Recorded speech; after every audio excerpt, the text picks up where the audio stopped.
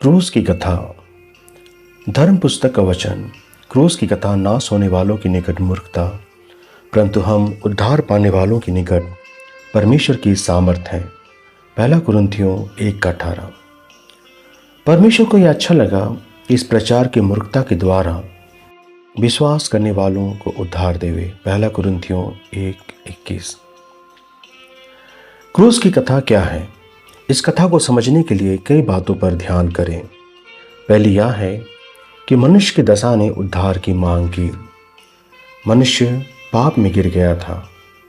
उसके अच्छे से अच्छा परिश्रम उसे कोई सहायता नहीं दे रहा था। कोई जन दूसरे को बचा नहीं सकता था। धर्म पुस्तक पवित्र बाइबल ने यह कहा है कि सब पापी हैं, एक भी धर्मी नहीं, कोई नहीं।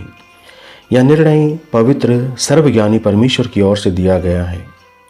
अब पाप का परिणाम मृत्यु का नाश है।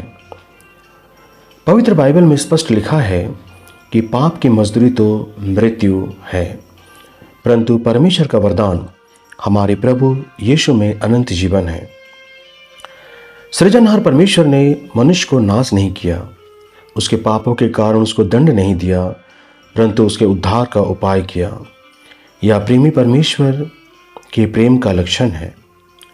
परमेश्वर ने प्रबंध किया कि निर्दोष बलि पापी मनुष्य के बदले में दी जावे, तो उसका प्रेम और न्याय दोनों मिल सकता है। यह इतना महान और मनुष्यों की बुद्धि और कल्पना से दूर विचार है। मनुष्य ने नहीं, परमेश्वर ने उपाय किया। प्रथम तो उसने निर्दोष पशु पक्षियों के बलिदानों की व्यवस्था की। इनसे थोड़े समय के लिए मनुष्य को जीवित रहने का अवसर मिलता था। समय समय पर निर्दोष और शुद्ध बलिदान चढ़ाए जाते थे, जिनके द्वारा पापों की क्षमा मनुष्यों को सुनाई गई। इनसे भी भविष्यवाणी दी जा रही थी। एक निश्चित समय में परमेश्वर की ओर से एक निर्दोष बलिदान चढ़ाया जाएगा, जिससे प्रत्येक विश्वास लाने वालों को पापों की क्षमा और छुटकारा मिल सकेगा। परमेश्वर मनुष्य को सिखा रहा था कि पापों के छुटकारों के लिए निर्दोष बलि चाहिए। या तो मनुष्य आप अपने पापों का दंड भोगे या परमेश्वर के उपाय को विश्वास से ग्रहण करे। परमेश्वर ने स्वयं संसार में आकर पाप का दंड भोगना स्वीकार किया। उसके व्यक्तित्व में त्रिएकता है। वह एक है, परंतु त्रिरूप में रहता है और प्रकट होता है। संसार के पापों के प्रायश्चित के लिए परमेश्वर पुत्र प्रभु यीशु ने संसार में मनुष्य रूप में जन्म लिया। उसने अपने ईश्वरत्व, अपनी महिमा से अपने को खाली कर दिया। दीनहीन गौशाले में जन्म लेकर आया। उसके जन्म, जीवन और शिक्षाओं को हम सुसमाचार में पढ़ सकते हैं। उसने निष्कलंक जन्म लिया। उसने निष्कलंक जीवन को समझने के लिए जीवन जिया और शिक्षा दी। उसके 3 महान शब्द प्रेम, ज्योति, जीवन, लव, लाइट और लाइफ। उसके विषय में पवित्र बाइबल में नए नियम की 4 पुस्तकें लिखी गई हैं, जिन्हें सुसमाचार कहते हैं। सुसमाचारों में उसके विषय में यह लिखा है, एक छोटे ग्राम में निर्धन परिवार में उसका जन्म हुआ, परंतु उसके जन्म से उस देश के राजा के दिल को भय हुआ और धक्का पहुंचा। उसने अपना लड़कपन नासरत में बिताया, जहां उसने निर्धनता और एकांतवास में समय बिताया। जब वह सेवा करने लगा तो उसने अपने शिष्यों को एक छोटा झुंड में बदला और साथ लिया। अपने देश से बाहर उसने कभी यात्रा नहीं की। उसका छोटा देश फलस्तीन था, तो भी आज वह संसार भर का महान पुरुष है। 12 वर्ष की अवस्था में बुद्धि और ज्ञान से उसने अपने से बड़े बड़े विद्वानों को आश्चर्य में डाल दिया। उसने दावा किया कि वह परमेश्वर का पुत्र है। उस समय के अनुसार इसका अर्थ है परमेश्वर शरीरधारी होकर संसार में आया।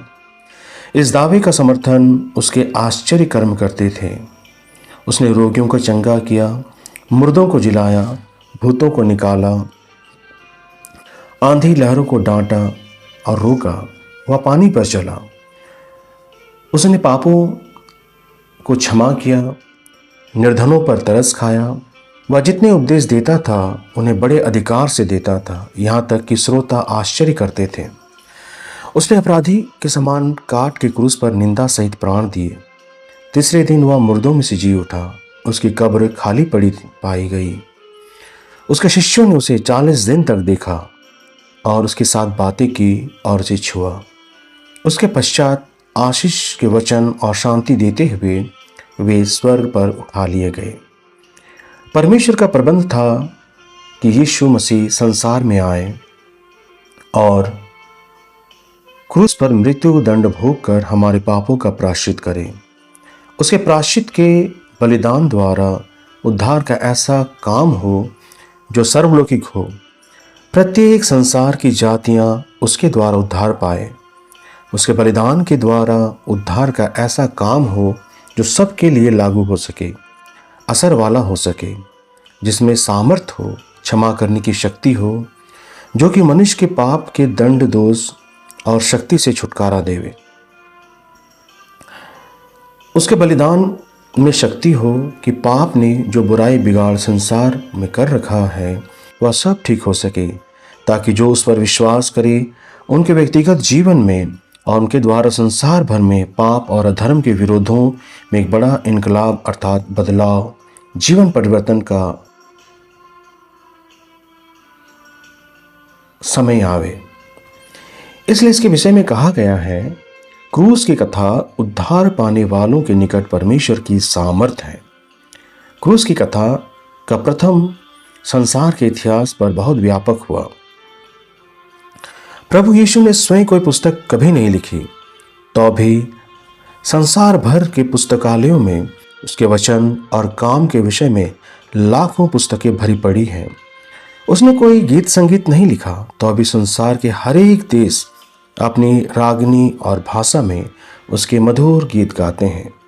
उसने मेडिकल कॉलेज में कोई डिग्री विद्या नहीं सीखी थी, तो भी वह लाखों दिलों के मरीजों को भला चंगा करता है, अर्थात वह टूटे और शोकित हृदयों को चंगाई देता है।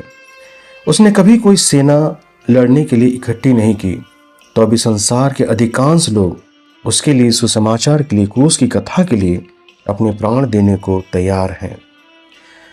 जितना न किसी व्यक्ति ने देश के लिए किया हुआ है। प्रभु यीशु के क्रूस की कथा एक चिल्लाने वाला आंदोलन नहीं है, वह जीवन को पाप से बदलने वाला आंदोलन है। इसलिए उसके लिए कहा है कि वह उद्धार के निमित्त मन को पाप से छुड़ाने के लिए, सच्ची स्वतंत्रता दिलाने के लिए परमेश्वर की सामर्थ है। जितनों ने इसका अनुभव किया है, परमेश्वर उनके साथ हो। प्रभु यीशु की मृत्यु और जी उठने के बाद के विषय में ध्यान करने से आपको सच्ची आशीष मिलेगी। आप मसीह यीशु के क्रूस के भेद को जानने से उसके प्रेमी बलिदान का अभिप्राय समझेंगे, और हमारी प्रार्थना है कि आप उस पर पूरा विश्वास करके अनंत जीवन पाएं। प्रभु आपको आशीष दे।